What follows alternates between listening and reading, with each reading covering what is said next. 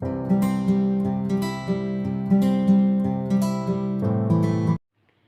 and welcome back to my channel. So before starting the vlog for today, I would like to request those who are new to my channel and also those who have not subscribed to my channel yet, please do subscribe it and also press the bell icon so that you get notified every time I come up with a new video.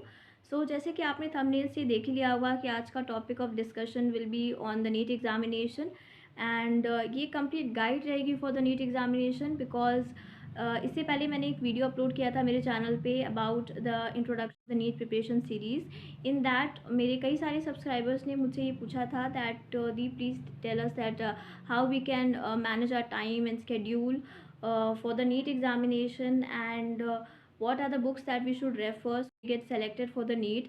So I thought that why not to make a video on this. So this video will be for you all and let's see and move on to our topic.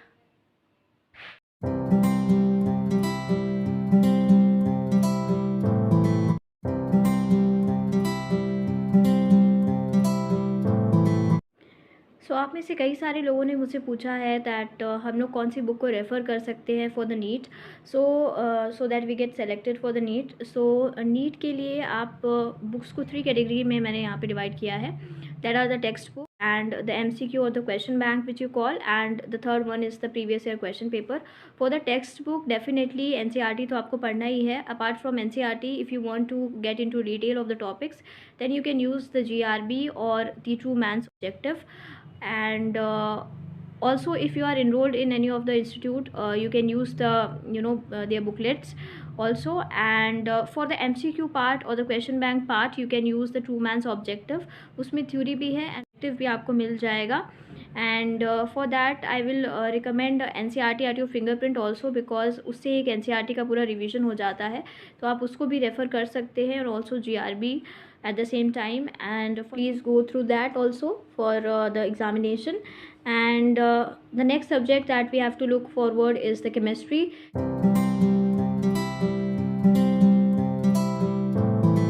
Chemistry में physical chemistry अगर आपकी week है then go the Cengage.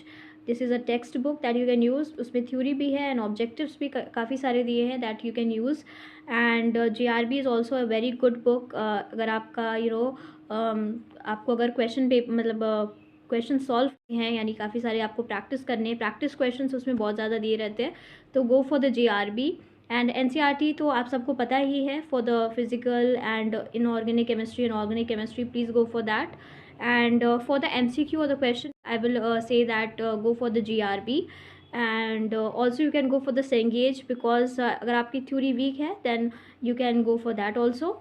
And do the previous year question papers also for the chemistry. And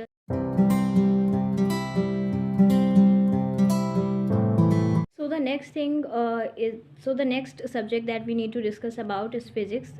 Definitely physics NEET aspirants के लिए काफ़ी tough रहता है tackle करना, बट मेरे ख्याल से आपको HC वर्मा सर की बुक ट्राई करनी चाहिए. आप डेफिनेटली सॉल्व कीजिए अपार्ट फ्रॉम NCERT, बिकॉज ये आपके कॉन्सेप्ट्स को और थोड़ा स्ट्रॉन्ग करेगी. And if you are prepare for the tougher matches then definitely you can prepare the easier one. So please HC Verma sir की जो बुक है वो भी आप सॉल्व कीजिएगा. And apart from the NCERT, and for the MCQ part, I will say that physics NCERT at your fingerprint physics के लिए आप जाइए. And also the GRB is a good one. And so the next thing is that the previous year question papers. Previous year question paper के लिए ओसवाल की previous year आती है 33 years की. That is a good option for you all.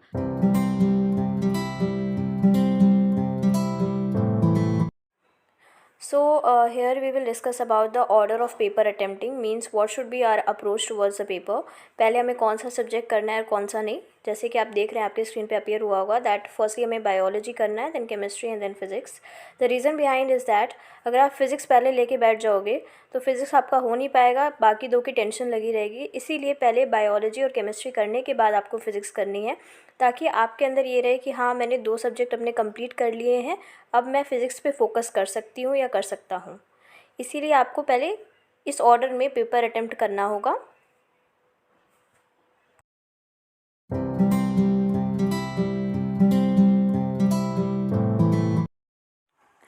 क्या time management रहना चाहिए? Basically biology के लिए आपको कम से कम 35 से 45 मिनट रखना है, केमिस्ट्री के लिए आपको 60 मिनट्स रखने हैं, एंड फिज़िक्स के लिए कम से कम 1 आवर रखना है।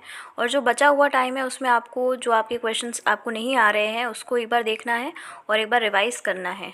Okay.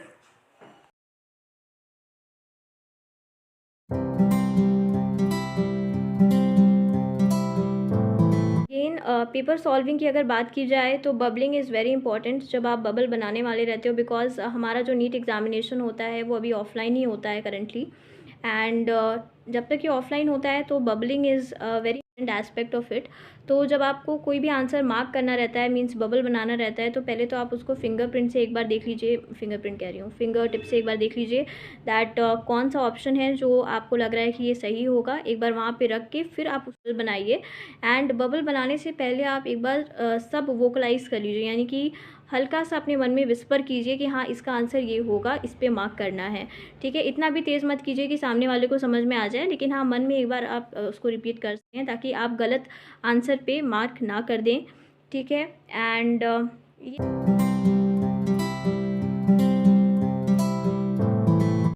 So at the and I will definitely share this with you all that motivation और डेडिकेशन में काफ़ी अंतर होता है। जो मोटिवेशन होता है ये शॉर्ट टर्म होता है, एंड डेडिकेशन जो होता है वो लॉन्ग टर्म है। And if you are dedicated that you have to crack NEET, then definitely you do that and there is no question about it. कभी कभार ऐसा होता है कि हमें पढ़ने का मन नहीं करता है, जैसे कि मेरी एक सब्सक्राइबर ने मुझसे शेयर भी किया था कि कभी कभार ऐसा होता है कि हमें पढ़ने का मन नहीं करता है, और हमारा जो टारगेट रहता है वो पीछे हो जाता है। So it's absolutely fine. अगर आपका कभी पढ़ने का मन नहीं करता, you can skip for 1 or 2 day and आप रीस्टार्ट कर सकते हो उसको करना। इसमें कुछ बुराई नहीं है, अपने आप को भी रेस्ट देना चाहिए। And definitely be keep doing hard work and be consistent with your work, and definitely you can crack NEET. So that is it for the vlog. Hope you guys liked it, and if you did, please give it a thumbs up and also share this video with your friends and colleagues. And if you want me to make many more videos as such, please do comment me in my comment section. And जो मैं अभी आपको books बताई हैं उसकी description मैं अपने description box में डालूंगी, आप वहाँ जाके परचेज़ कर सकते हैं। And please do subscribe to my channel and also press the bell icon. Till then, take care.